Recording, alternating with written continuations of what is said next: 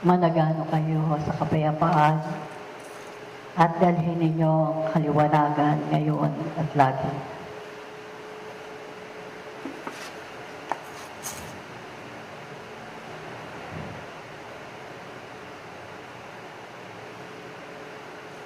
Ang lumilipas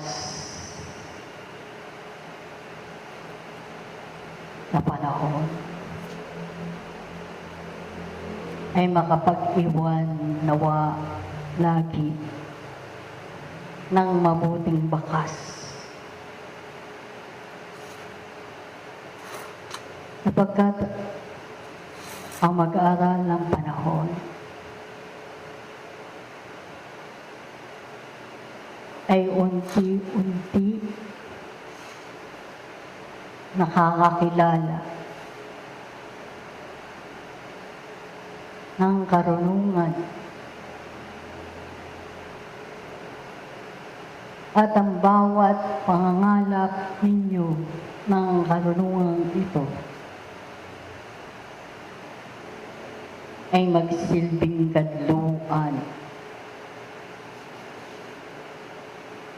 upang kayo'y makapagpatuloy sa landasing patungo sa kaharian ng mga langit.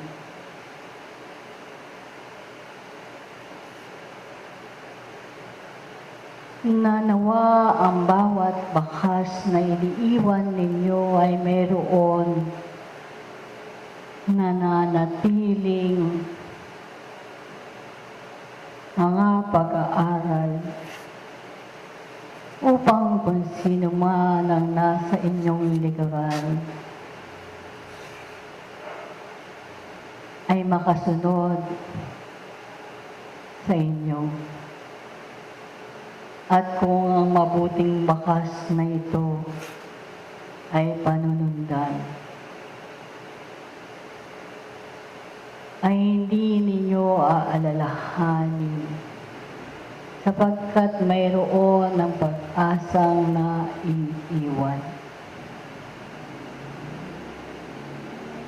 Kayo ay unti-unting natututo sa bawat aralin ng buhay. Maalinsangan man ang panahon, mayroon man ng sigwa ng panahon, marami mang mga suliraning humahandulong sa inyong mga ako. Kung kayo ay laging nakaugnay at nakakapit sa puno ng ubas, hindi kayo mag-aagam-agam sa inyong mga paglalakbay. Hindi kayo mabibigo sapagkat pupuhunanin ninyo ng karunungan at pag-ibig upang ang inyong mga paglalakbay na ito ay magkaroon ng katagumpayan. At sa pananagumpay na ito, ay hindi kayo mananatili sa inyong sariling palad, kundi kayo'y galing sa bahay ng inyong mga kapwa, sapagkat nalalaman ninyong marami pa ang naiiwan sa paglalakbay na kinakailangan ng inyong pagkakandili, kalinga at pag-ibig. Ganito ang aking wika. Paano'y marami sa kapanahon na ito ang sinasalanta ng kalikasan na dumoroon sa kanila ang kawalang pag-asa. Naroon sa kanila ang agam-agam at kawalang pagtitiwala sa kanilang kakayahan. paano'y nabibigo, wala nang kalakasan. At kung kayo ang mag-aaral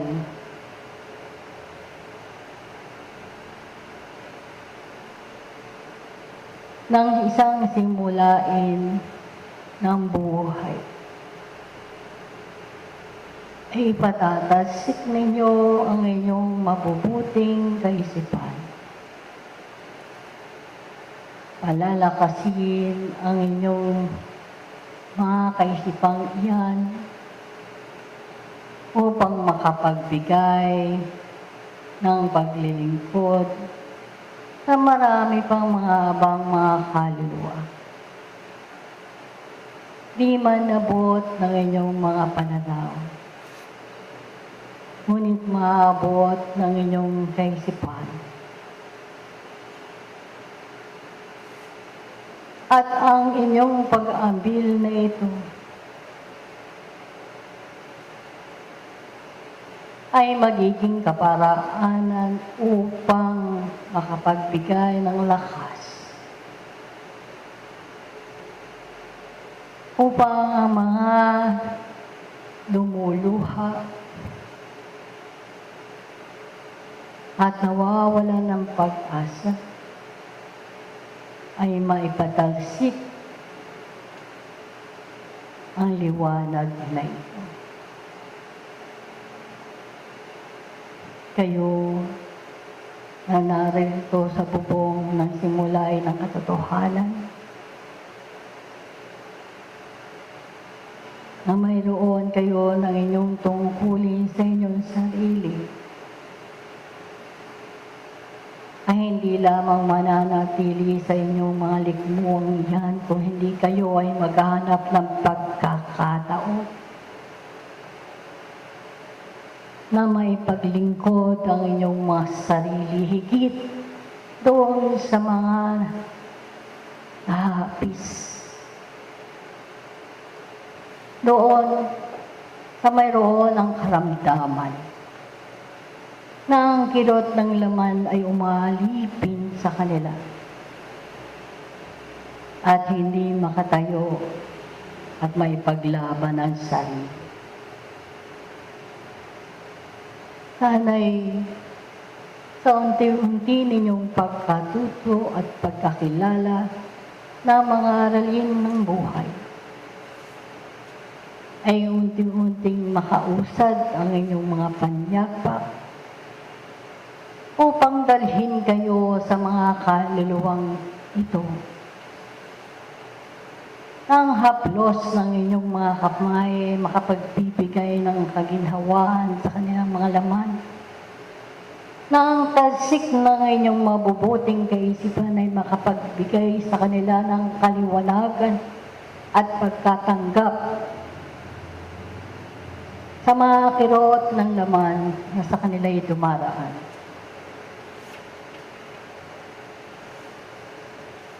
Ang mga kataga at salitang maaaring maipuka ng inyong mga bibig na siyang makapagpapahalina sa inyong mga kapatid na ito upang maging magaan ang kanilang mga kalooban sa mga dumarating na pagsubok sa kanilang buhay. Yan ang mga pagkakataong maaari niyong magampanan sa lahat ng sandali.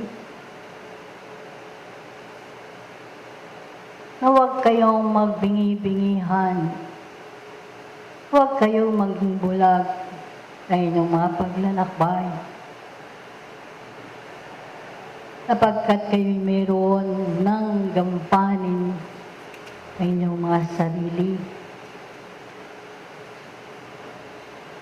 Kung ang mga kirot na laman na iyan ay nagpapahirap sa inyo, kayo ang pangunahing tauhang maghanap ng ikalulunas nito. sapagkat kayo ang gumagawa ng maraming kaparaanan upang kayo ay malugmok sa maraming kirot ng laman na iyan. Kayo ang pangunahing maakit sapagkat hindi ninyo magawa ang mga kaparaanang makapagbibigay sa inyo ng lakas. Nagiging abala kayo sa maraming alagataing panlaman. Nagiging mahalaga sa inyo ang mga bagay na siyang nasasalat lamang ng inyong mga palad. Nagiging aliw sa inyong mga laman at nahahayaan ninyo mahuli ang para sa inyong mga kaluluwa. Kaya nga, ang mga karamdaman ng tao ay isang malaking pag-aaral ng kanyang sarili. Kung saan ito nagmula ay sa kanyang sarili din.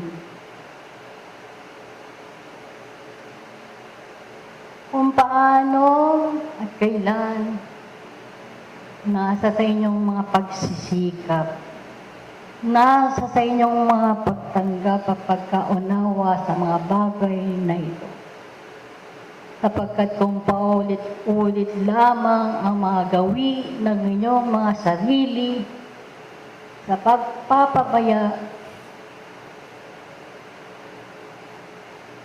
ay kayo rin ang mabibigo at masasaktan. Kaya nga, nasa sa inyo ang mga pagbabago upang maramdaman ninyo sa inyong sarili ang maraming kaginhawaan. Hindi lamang ng para sa inyong mga laman, kung hindi higit sa inyong mga espiritong naghahanap ng kapayapaan at liwanag. Kaya nga, mga iniibig,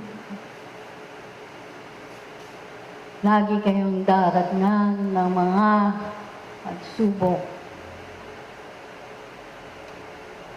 upang makilala ninyo kung gaano na nga kayo katatag o kahina sa inyong sarili. Iyan ang paghahanda sa inyong mga paglalakbay ay kinakailangan ninyo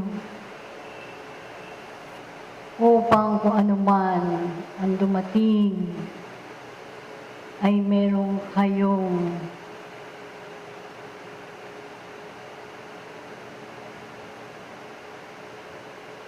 maibibigay.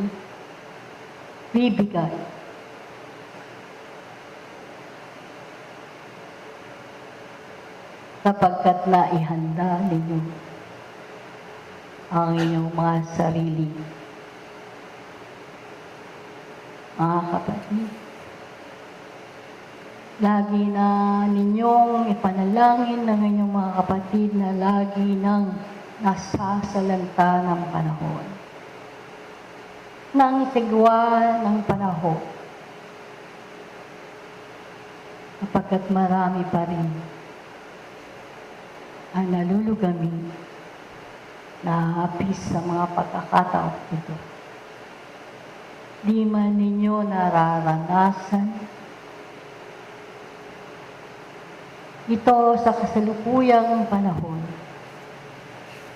ay meron kayo ng tungkuling maibigay din ang lakas, kalangang, upang makarating sa inyong mga kapatid. Nawa,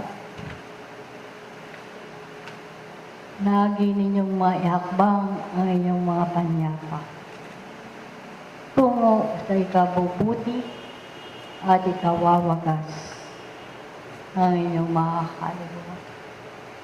Ito ang maliit alay ko sa kalagitnaan ito.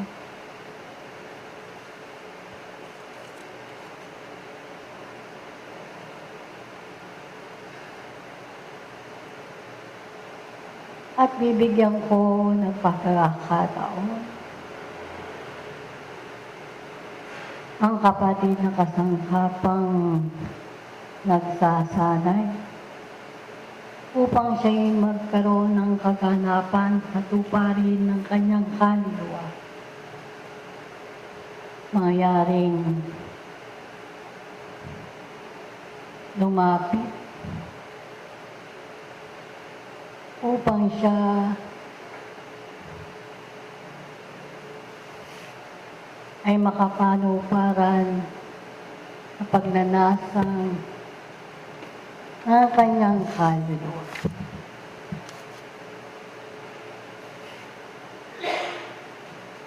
Ito ka, kapatid.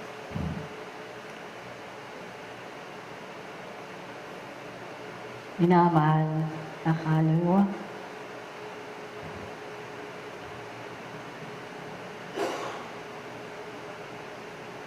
Alam kong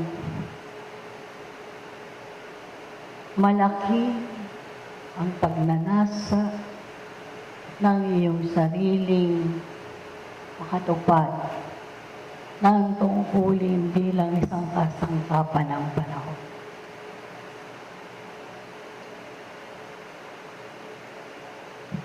At hindi isang pagkakataon upang mamalagi ang iyong pangyapak sa loob ng lunduyang ito. Sapagkat sa katotohanan ay nauuhaw sa panunuparan ng iyong kaluluwa. Nalalaman ng mga kabatlayaan ang mga prioridad mo sa buhay na ito.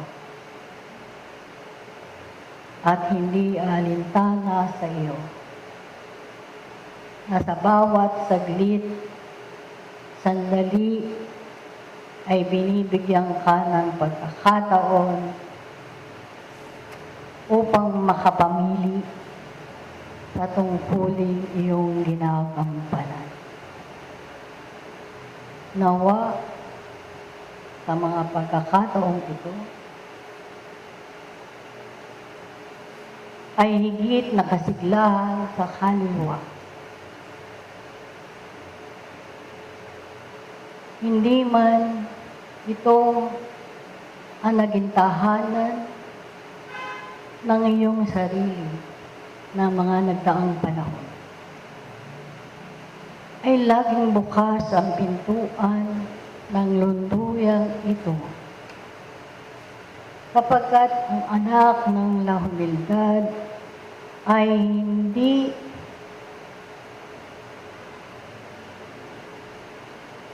ka bibigyan ng puwang upang hindi ka makapanuparan, kundi ang lunduyang ito ay para sa iyo, sapagkat ang puso at kaluluwa ay ibinibigay ay isang sandali na ang kanyang tahanan ay naroon ang pag-ibig at pagmamahal. Nawa,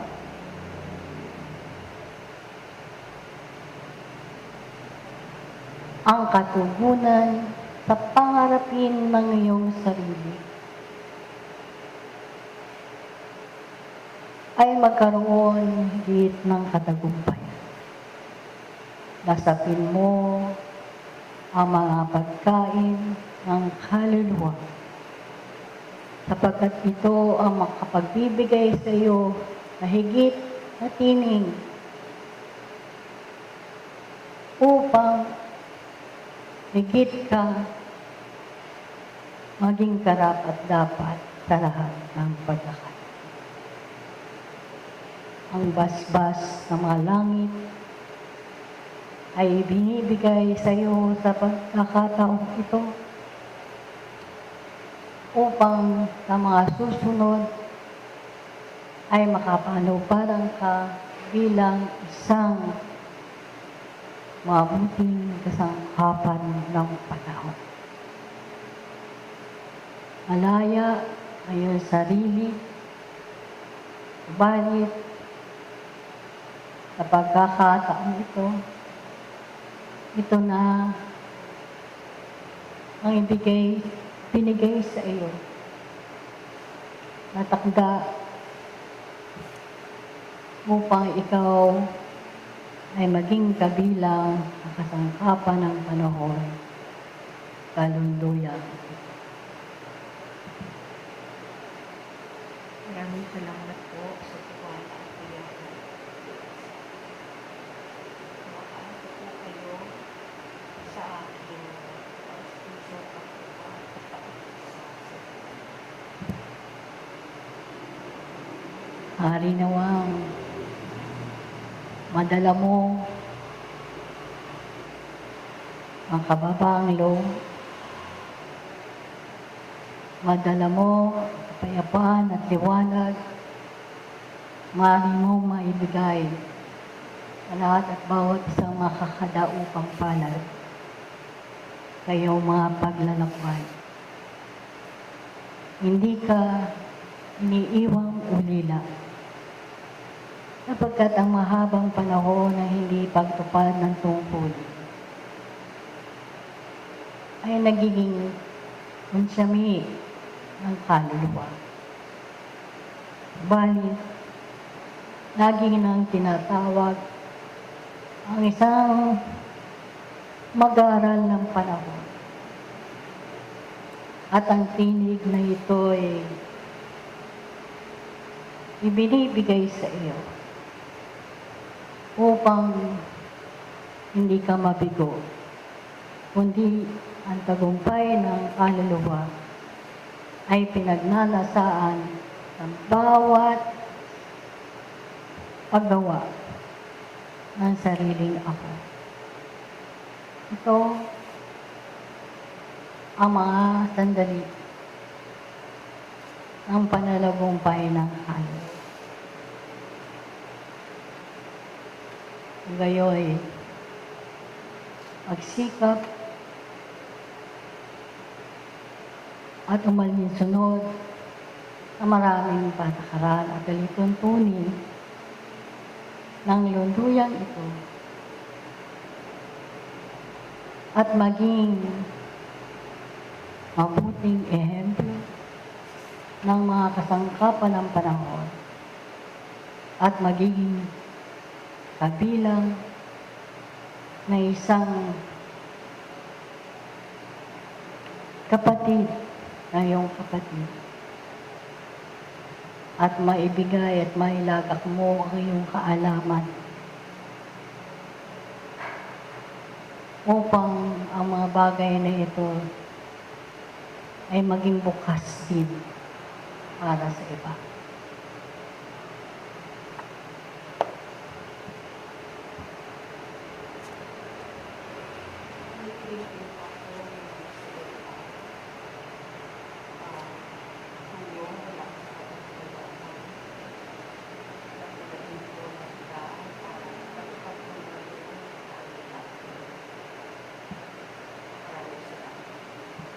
Ang gayoy, minamahal, umuugit,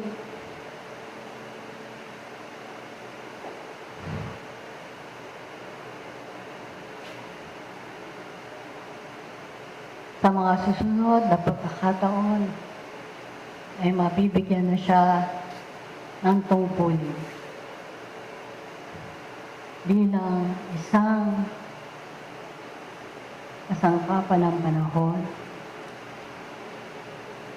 sa tuwiran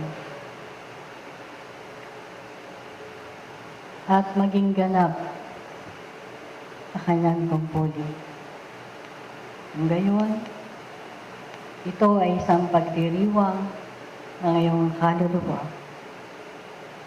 Ito ang mga sandali na pangarapin ng iyong ako. Na sana'y makapagpatuloy sa lahat ng sandali. Ang tawag naman ay karagdagan lamang. Unahin ang para sa kaluluwa. Unahin ay sa iyong tungkulin. Kapagkat ang lahat ay magiging kasunod na lang. Ngayon, umayo at magpasalamat sa mga pagkakataon na ikaw ay isang ganap na nakasangkapan ng kalunduyan.